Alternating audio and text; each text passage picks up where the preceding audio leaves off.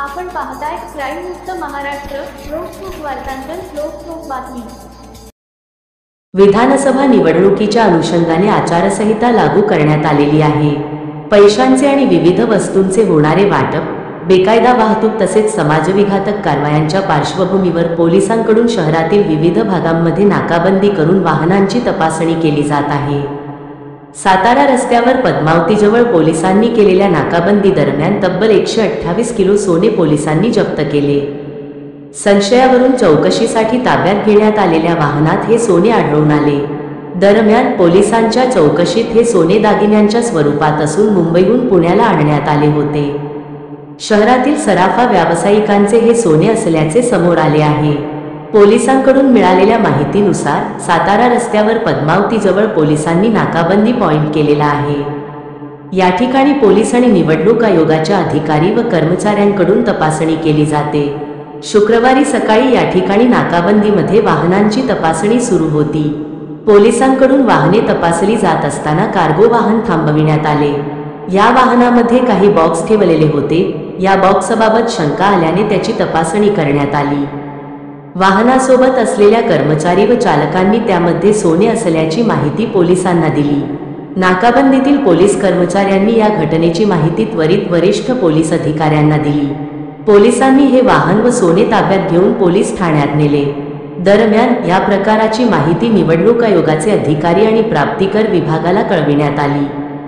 परिमंडळ 2च्या पोलीस उपायुक्त स्मार्तना पाटील यांनी देखील पोलीस ठाण्यात धाव घेतली। वाहनासोबत असलेल्या चालक व कामगारांकडे चौकशी करण्यात आली। प्राथमिक तपासात हे सोने शहरातील काही सराफी व्यावसायिकांचे असल्याचे समोर आले आहे।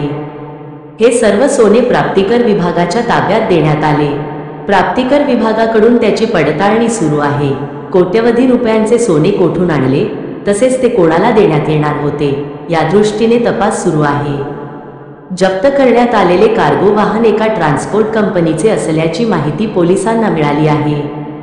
याबाबत उपायुक्त स्मार्तना पाटील म्हणाल्या की शुक्रवारी सकाळी नाकाबंदीमध्ये वाहनांची तपासणी केली जात असताना हे सोने आढळून आले। याविषयी सविस्तर चौकशी करून निवडणूक आयोग आणि प्राप्तिकर विभागाला माहिती देण्यात आली। हे सोने प्राप्तिकर विभागाच्या ताब्यात देण्यात आले आहे।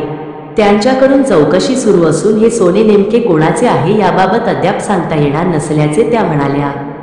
याविषयी बोलताना पीएनजी अँड सन्सचे संचालक आणि कमोडिटी तज्ज्ञ अमित मोडक म्हणाले की पोलिसांनी नाकाबंदी दरम्यान पकडलेले सोने हे पुण्यातील विविध सराफी व्यावसायिकांचे आहे।